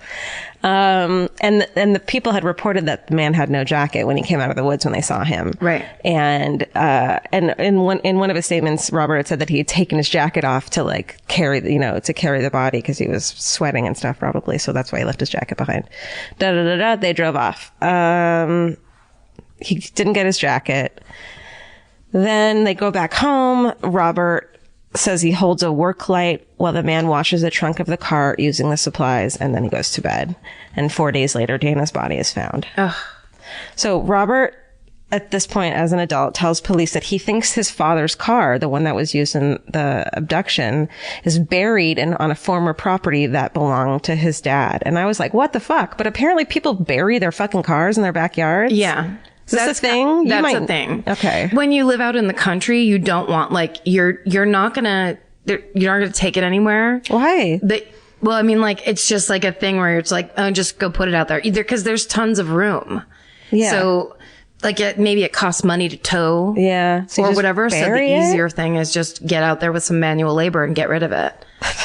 I've definitely heard of that before. So there's just cars everywhere. I mean, it's a little bit like, if you live way out, when you're kind of way out in the boondocks, everything is a big pain in the ass and takes you'd have to drive it into the junkyard for 45 minutes or whatever. This is what happens when you grow up in suburbia. You just don't know fucking country things. Ask me anything about country life. You're a horse person. I didn't even have an opportunity. I didn't even meet a horse that wasn't miserable. I wish I was a horse person. I was like the person who didn't have the right boots. There's horse people that's the equestrian, that's rich people. Yeah. We were the bareback, 70s children that were we're probably going to get bucked off pretty soon. We're the kids with arm casts and shit. No shoes. I love it. Okay. Car is buried. Okay. So after a 16-month investigation into Robert's story, the RCMP refused to try to retrieve the vehicle. And they also dismissed Robert's story completely, saying it didn't match the known facts of the case. Oh, I disagree. They said, quote, the vast differences between the known hard facts of the case and this person's account cannot be overstated. So they think, hold on, let me read this to you. Okay, but I will tell you that they did tell Robert that they found enough evidence to corroborate his claims of sexual abuse against the bad man. Yeah. He's identified as Thomas Carey, who was actually arrested and convicted of sexually abusing children in the 90s. Shit. So he was a legit fucking pedophile. Yeah. And he served time, but he's now free, which is fun. Whoa. In Newfoundland? Yeah, in a different city. Ooh. Yeah. So, but as far as this dude murdering Dana, they believe that Robert read about the case and became a victim of false memory syndrome. Where a person believes the memory to be true and it colors their whole life and they believe everything. So they think that he just read so much about it because the stuff he read, the stuff that he knew was stuff you could read about in the papers. Oh, so he basically got super into the case and then his memories began to fill in and match what he'd read. Right. And maybe he was an alcoholic and didn't remember doing all this stuff. And it is true. They talked to his dad and his dad corroborates that the man, who the guy was and that he was around and that he probably molested his kids. Also that, in the first couple of weeks of the investigation, they did come and take a look at his car because they were checking everyone's car that was similar. So maybe he had a memory of that somehow. So they don't believe it's true, but a big group of civilians do believe it. They have a Facebook group and there's like 10,000 people on it. Oh, amazing. And they believe Robert's story. And so in May... I do too. I know, you can be one of them. In May 2016, they collect enough money to evacuate the car. Excavate. Yep. Evacuate it from the ground. I mean, same idea. Yes, it is. Yeah. Just kind of going up, different out. direction. Yeah, up and out of dirt. Right. It's money to excavate the car. It says excavate. But before it was completed. So these fucking poor people are like, we believe it. We're going to do it. Justice for Dana. Like all they want is for Dana's murder to be solved because it's such a small town and it like fucked everyone up so much. Yeah. So they're doing it. And then while they're doing it, before it's completed, the fucking RCMP is like, hey, guess what, you guys? We retested some old DNA from the case with advanced technologies and we're able to connect the DNA to an unknown male suspect. So it's not that fucking dude. It's just it's not one of the suspects we have right now. It's just an unknown. They have to test it against the suspects, but it's not a man who's not in the data in the system. Whoa. So those poor people are like, shit. And then they That seems a little mean. I want to believe in the Royal Canadian Mounted Police. Yeah, we all do. Because they have such great chins. But I don't like this. I know. I don't like this. I know. Well, how about we independently check the DNA? Us in the pod loft. Oh, I've got my spinning, my spinning thing. How about in the DNA loft? We make this into a DNA loft. We seal this off. Seal it off. No cats allowed. We get those, it's like hazmat suits. Yeah. We handle things. Yeah. With gloves. Yeah. Yeah. Yeah. We'll do it. And they tested the DNA against Thomas Carey. No match. He's officially ruled out as a suspect. But there are also other cases of missing and murdered women in the area around that time that might be connected to Dana. In fact, the chief medical examiner, Simon Avis, stated that at least 2 serial killers have been active in the province and that one of them is due to be released from prison, but he wouldn't tell them who it was. Oh, shit. Hey, guess what? That's fucked. So they have, yeah, right. God, tell me more, please. I know.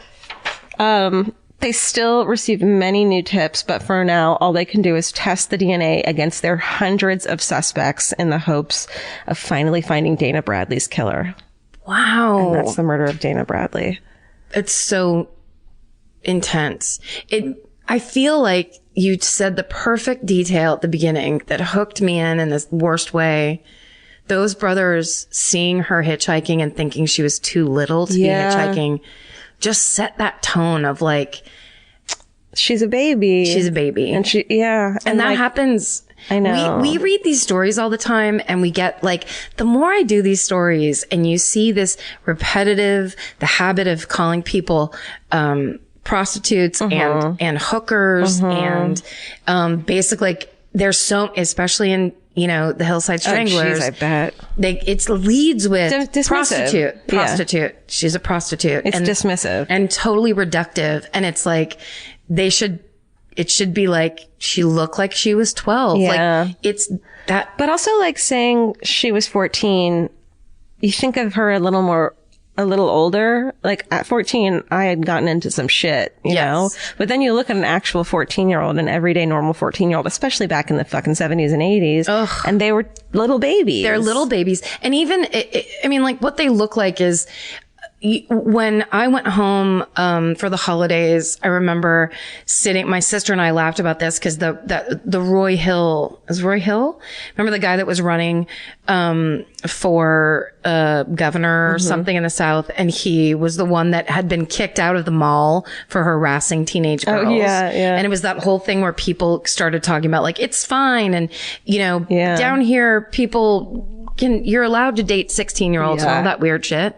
When we went home, my sister and I were sitting at Christmas and one of my 2 nieces were there. One of them had just gone off to college and one, I believe, was a freshman. And I was like, would you want Anna to be dating that guy? Like, totally. would you really go online and be like, it's fine that my niece dates that old man? Like, teenage girls are such a fetishized kind of like, sexualized and like overly matured group where it's like, oh yeah, hot teenage girls, whatever, where it's like, no, they're children. They're children, and they have had no life experience yet. They don't know how to live, make good decisions yet and be on their own. And they're not adults. Their brains aren't fucking complete. And they're still half children. Yeah. Like that's the thing to remember. It kind of fucked me up when I did a lot of shit when I was 13 and 14.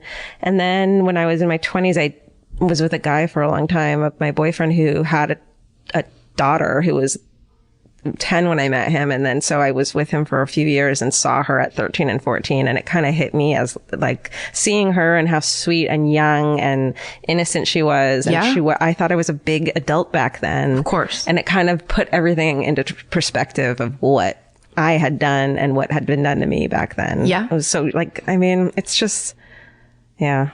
It's troubling. It's heavy shit, but it's, yeah. Yeah. Yeah. Yeah. Try to be as young as you can for as long as you can. Oh, do it. It's not, you'll grow up inevitably. It's going to happen. Yeah, it's a real bummer. Kids don't ever listen when you say stuff like that. Do kids listen to this? Stop listening to this. Yeah, we've met a couple. That's true. Oh, little children, girls that come up. I know. Always with their mothers. Always with their mothers. Listen to your mothers. What if one hitchhiked to one of our shows? Oh my God. We would spank her. She'd get a spanking. Never. You would be banned. So, all right, here's this is the end of the show where we do say nice things. It doesn't have to have a name, right? It doesn't have to have a name, but we've been getting suggestions in a way that it's endearing. It is. And it's also hilarious. Yes. People are trying, and they're trying in a way that makes me feel better that there is no fucking proper name for this. They're Right. trying so hard and none of them are working. Well, you know why? Because people, it's the thing of, should it be funny? Should it be a Right. pun? Should it be sincere? Yeah. Wait, I think I took a picture of one that I liked. Okay. Oh, do you have the list? Steven made a list? Steven made a list. Here, you take it. Thanks. I get to read it. Georgia knows I love stuff like this. Okay, I'm going to read it and you can tell me. Okay. You just say yes or no off the top Okay. of your head. Kathy suggested happy talk. Okay. Megan suggested rejuvenation station. Oh, never mind. Things makes me think of my vagina immediately. Rejuvenation station. Isn't that what you get done? Feet up in the stirrups? Yeah. Yep, it isn't is. that Yep. plastic surgery? Vaginal rejuvenation. All right. That's my favorite comedy line that I ever wrote, or not ever, but like it was one of the earliest ones when Zach Galifianakis had his talk show, Late World with Zach on VH1. Oh yeah. It was my I totally forgot about that. Right? It was my second staff writing job. Oh my God. And Sarah Silverman, they did a tape piece where Sarah went to a vaginal plastic surgeon to interview him. And I wrote it. And she riffed a ton of shit herself, of course. But one of the things I wrote for her to say that she delivered so perfectly, and it was my favorite thing, is after a day of rejuvenating vaginas, how can you believe in love? And it's the way she did it. I know that wording probably isn't right on, but the way she did it, she had this big smile on her face, and the guy just stares at her like he has no idea what she's talking about. That's my brag. I can figure out any way to talk about myself. Have you noticed that? Yeah, but there are good stories at least. God, I'm so sick of my own voice. Nick suggested cheerful chasers. No, sorry, Nick. And I see. Anna and Jerry suggested my favorite moment. Okay, that's cute. I mean, that's smart. They're marketing experts probably. Yeah. Because they're like, keep it on brand. Yeah, but I don't want to have to say that every week. Yeah. Elizabeth said my favorite party vibes. And she had a U in it, so she's from somewhere else. Nice. Canada or England. Molly said put a pin in it. I like it. Hilla Monster said post-mortem positivity. That's good. It just takes so long to say. It does. Andrea said kicks and kudos. Andrea's going for it. Andrea's a mom. Andrea does some high kicks. Yeah. Jenny with an I said post-pod pick me up. Oh. And then to go along with that alliteration, Tara says positivity pocket. See, it's impossible. It's hilarious. Colette says, suggested my current jam. Okay. I don't mind it. Sarah says we should call it fucking hooray. I think that's it. I mean, I think Steven put that at the end because he knew that we would like it the best. Can you make up a jingle, Karen? Am I right? Oh, it's fucking hooray. There. Yes, you can. Just came out of me. That's beautiful. That was my favorite. Was it? Yeah. That was my favorite one. Fucking hooray. I mean, that's perfect. It pretty nailed it. All right. Fucking hooray it is. Who did it? What's her name again? That was Sarah with an H. Sarah with an H. Congratulations. I mean, you win. But Megan, Rejuvenation Station, you're right there. The closest of seconds. But again, the vagina part, it's not your problem. It's not your fault. If this was purely a feminism podcast, it would win. What is your fucking hooray? Want me to go first? Yeah. Do you have one? Mine is that someone suggested I start reading this again, and I'm so glad I did because it's so positive. It's Tiny Beautiful Things. It's the Dear Sugar book by Cheryl Strayed, who wrote Wild. She was this anonymous advice columnist for years, and the book is what's it called? Compilation of like some of her best. But it tells the story. It's so beautiful. She's so incredible.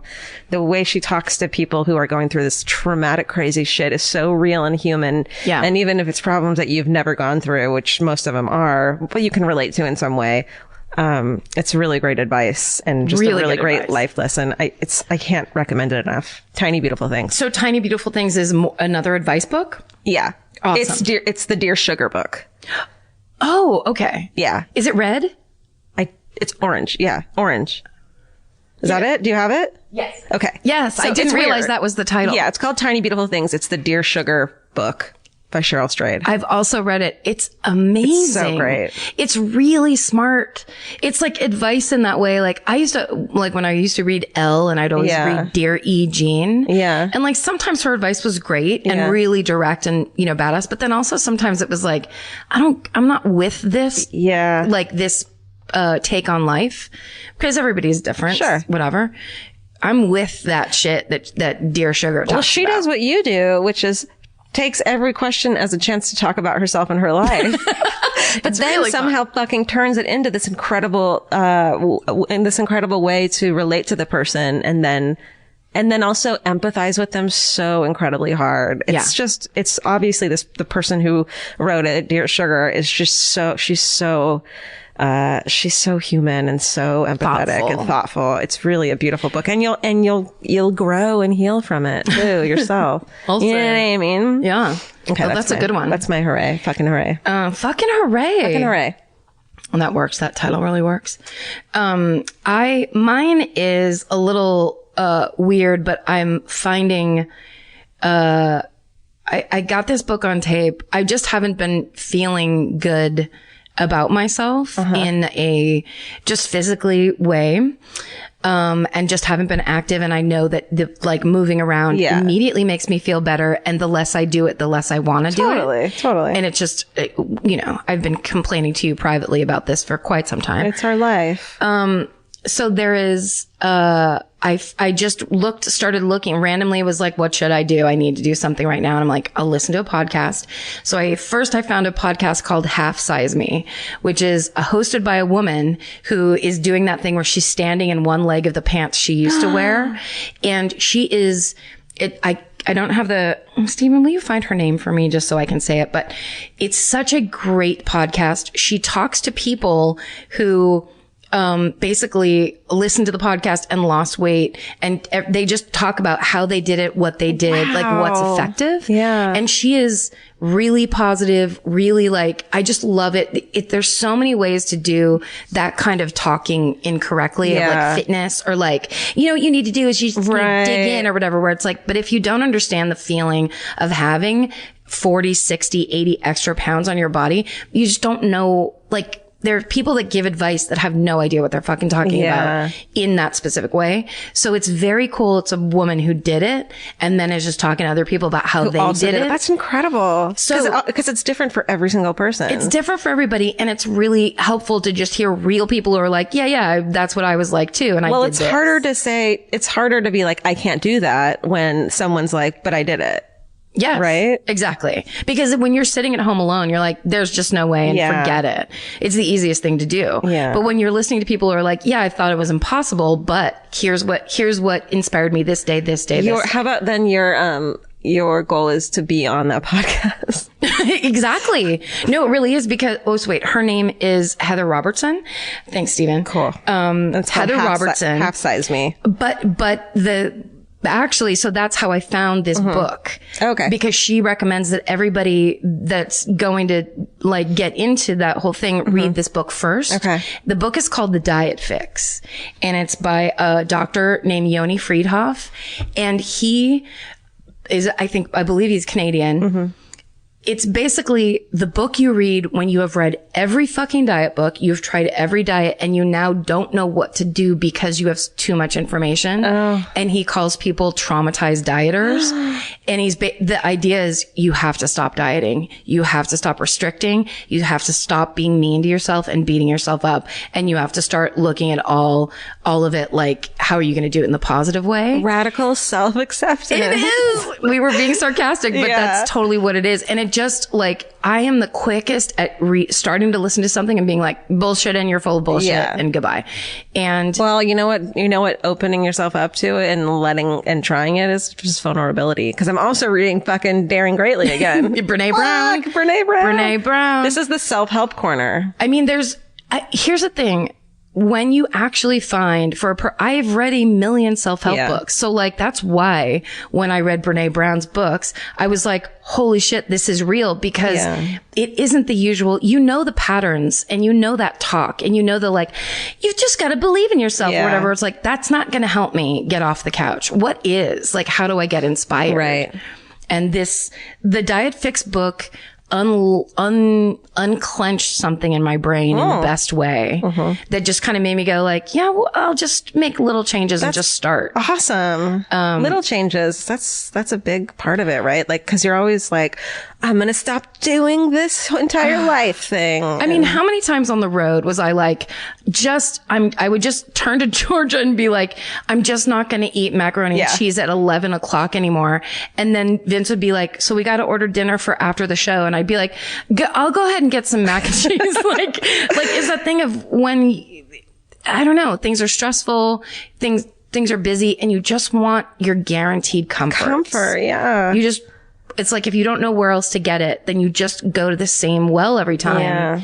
And then that's how and he talks about this in that Diet Fix book, where if dieting worked, everybody would be thin. Totally. And you beat yourself up for not being able to do a thing that no one can do. Yeah. Because even I've gone on things where I don't eat sugar for 2 years. You can do that. But you can't sustain it. Yeah. Because if you're not living happily, then you can't continue to live that way. Right. And so the goal is to figure out how to live happily without abusing yourself with food. Yeah. That's all. So I hate to talk about stuff like this. I will say this. You be exactly the way you want to be. Just feel good. Right. I'm talking about this right now because I don't. Yeah.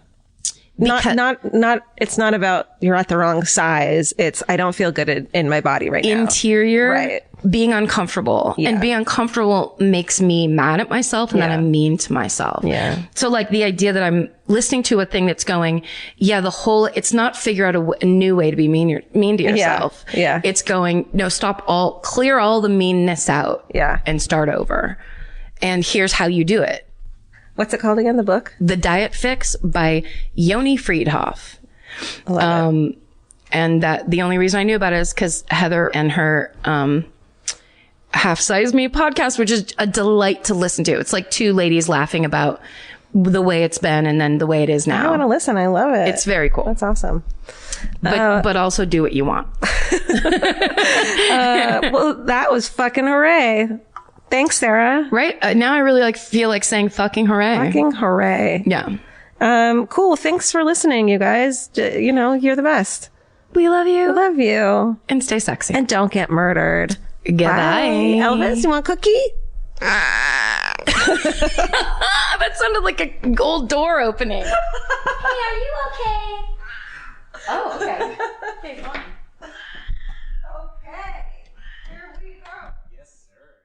If audiobooks are your thing, or if you've been meaning to listen to more of them, you should check out a podcast called Earsay, the Audible and iHeart Audiobook Club, hosted by Cal Penn. Each episode spotlights standout audiobooks on Audible across all kinds of genres: sci-fi, comedy, romance, thrillers, and more, with Cal talking to guests who help break down what makes each story worth listening to. It's a fun, easy way to discover your next great audiobook. Check out Earsay on the iHeartRadio app, Apple Podcasts, or wherever you get your podcasts. Goodbye. The best time to think about home security is before you need it. That's exactly why there's Simply Safe. Traditional home security only alerts you after a break-in has already happened, and that's too late. Simply Safe is changing that. Simply Safe's US-based live agents identify threats on your property and help deter them so intruders never get to your house. The system is customizable so you can build one that fits your home and your specific needs. The 24/7 professional monitoring is effective and affordable and won't lock you into a long-term contract. I think that's what's so scary for so many people is that long-term contract. And like, what if it turns out you don't like it or need it,